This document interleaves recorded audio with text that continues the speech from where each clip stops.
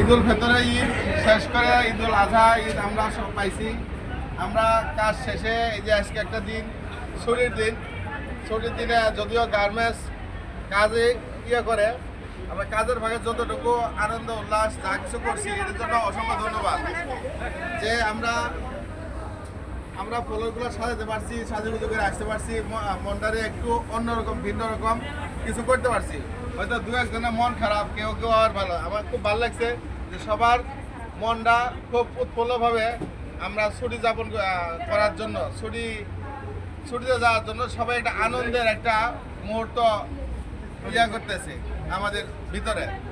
যাই হোক, আমার একটা প্রতিদিনের রিকোয়েস্ট থাকে, প্রতিবারের রিকোয়েস্ট থাকে যে আমরা যেখানে যাই, বাড়িতে যাই বা যে জায়গায় যাই, আমরা গাড়ি ঘোড়া দেখে চলবো। বর্তমান যে রাস্তাঘাটের অবস্থা সে থেকে অনেক পুরনো অবস্থা। এখন বৃষ্টি বাদলের দিন, রোদ বৃষ্টি সবই আছে, যে জ্যামজট অনেক কিছু আছে। যে সবাই যাব ওইভাবে সতর্কতার সহিত যেন আমরা গন্তব্যস্থলে পৌঁছতে পারি, সঠিক সময়ে গন্তব্যস্থলে পৌঁছতে পারি। অল্প সময়ে দেখা গেছে একটা গাড়ি আসছে, হঠাৎ করে দৌড় দিলাম, একটা অ্যাক্সিডেন্ট হলো।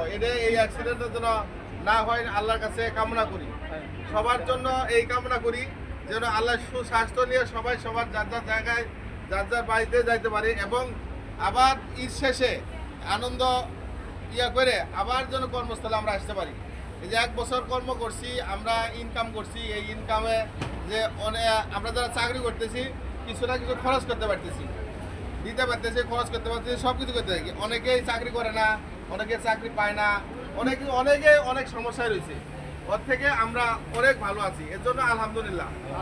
ঠিক আছে, আমরা আশা করি যেন দীর্ঘ বাকি সময়গুলো আমরা এভাবে আমাদের কর্মস্থলে ধরে রেখে কর্মরে ভালো শ্রদ্ধা করে যেন আমরা এইভাবে কাজ করতে পারি, যেন কাজ করে আমরা মাস শেষে বছর শেষে যে একটা আনন্দ উল্লাস করতে পারি। হ্যাঁ, যাদের চাকরি নাই, যাদের কর্ম নাই, তারা বুঝে কতটা অসুবিধা। যে এর থেকে আল্লাহ আমাদের অনেক ভালো রাখছে। এটা কিন্তু আল্লাহর একটা রহমত। আল্লাহ বলে আর ভগবান বলে যাই বলি, এটা কিন্তু সৃষ্টিকর্তার একটা রহমত। আমার উপর রহমত আছে বলে আমি কর্মস্থলটা আমি কর্ম করতে পারতেছি, একজন নাই করতে পারতেছি না। এই জন্যই সর্বক্ষণ আল্লাহকে স্মরণ করে, সৃষ্টিকর্তাকে স্মরণ করে চলতে হয়। বুঝতে হতো না? যদিও আমি আপনাদের বয়সে অনেকে বড় আছি, ম্যাক্সিমামই বড়, উপদেশমূলক কথাগুলো বললে হয়তো অনেকের খারাপ লাগতে পারে। এটাই বাস্তবতা। মানুষ চলতে চলতে অনেক কিছু শিখে, আর এই শিখা থেকে অনেক কিছু দেহে শিখে। এই শিখার কথাগুলো একজনে বলে, যে বললে যদি 2-1জনও উপকৃত হয় সেটাই লাভবান। বোঝায় কথাটা? আমি আশা করি আমার যে কথাগুলা অনেক অনেক মূল্যবান কথা, সবাই বাড়ি চলার চেষ্টা করব। আর এই যে দীর্ঘদিন কাজ করছি, কাজের অনেক ভুলভ্রান্তি, অনেক সময় রাগ করে কথা কিছু অনেক কিছু করছি, সবাইকে মাফ করে দিব ইনশাল্লাহ। বিশেষ করে আমি অনেক সময় রাগারাগি করি। আমার রাগটা এমন, আমি আজকে এখন রাগ করছি, পরক্ষণ দেখা গেছে ওই জিনিসটা আমার আর নাই। আমি প্রত্যেক মিটিংয়েই বলি, যখন আমি একটা কাজে রাগারাগি করি বা গালি দেয় যাই করি, ওটা ওই সময় শেষ। কেন? আমি যদি রাগ করে থাকি তাহলে আমি ওরা দিয়ে কাজ করতে পারবো না। আমার হাত, এই যে আমার সামনে যারা আছে সবাই কাজ করতে ভুল হবে, এটাই স্বাভাবিক, কিন্তু ভুলের কথাও বলতে হবে, আবার কাজ চালাও যেতে হবে। এই যে মাল আমরা ক্লোজ করি, রিসাক হওয়ার পরে কিন্তু একবার মাল কি বাদ হয় না। এই আইওয়াশ করে আবার দেখ যে এইরকম কাজ করলে ভুল হবে, এটা আমিও জানি, কিন্তু আমি আপনাকে বলতে হবে যে এটা ভুল হয়েছে কেন, এটা ভুলের জবাব চাইতে হবে। না চাইলে এই কাজটা আরও ভুল হবে, তখন পরিবেশটা আরও নষ্ট হবে, কাজের সিচুয়েশনটা নষ্ট হয়ে যাবে।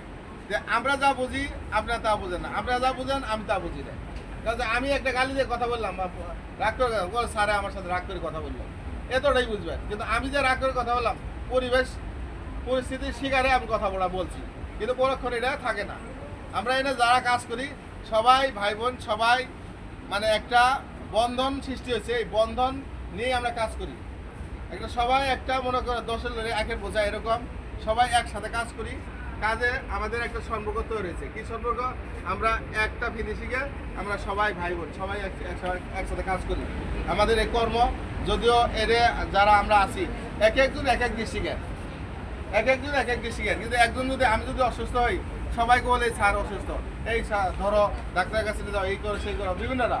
আবার আপনারা যদি একজন অসুস্থ হন 500 লোকে ধরবে, আমি ধরবো, বলবো এই ডাক্তারের কাছে নিয়ে যাও। আমরা যে এই যে কর্মস্থলের যে সম্পর্কটা, এটাই হলো বড় সম্পর্ক। রক্তের সম্পর্ক, বাড়িতে সম্পর্ক তো আছেই, কিন্তু আমার তো এখন আমরাই সবাই, তাই না? যে এইরকম একটা অ্যাক্টিভ হয়ে একটা বন্ধন তৈরি করে কাজ করতে হবে, যে ভবিষ্যৎ দিনগুলো যেন এরকম আরও ভালো কিছু করতে পারি, আনন্দ খুশিভাবে চলতে পারি, এটাই আমরা আশা করি, তাই না? আমি সবার কাছে আমি আবার নিবেদন করতেছি যে সবাই যার যার জায়গা থেকে সবাইকে মাফ করে দিব। সবাই সবার জন্য দোয়া করবো যেন সবাই যার যার বাড়িতে যায় এই ঈদ যাপন করে আবার আসতে পারে, এই কামনা করবো। অনেকেই রাস্তাঘাটে এই যে ঈদ উল ফিতরের ঈদে অনেকেই আসতে পারে নাই, একসাথে 2-3 ছেলে বাড়িতে যাওয়ার সময় মার্কেটটা করে নিয়েছে, মহিষিংহে মারা গেছে। তার মানে একটা আহাজারি। তা আল্লাহ যেন এইগুলোতে না করে, আল্লাহ সবাইকে সুস্থ কামনা করে আমি শেষ করছি। আসসালামু আলাইকুম।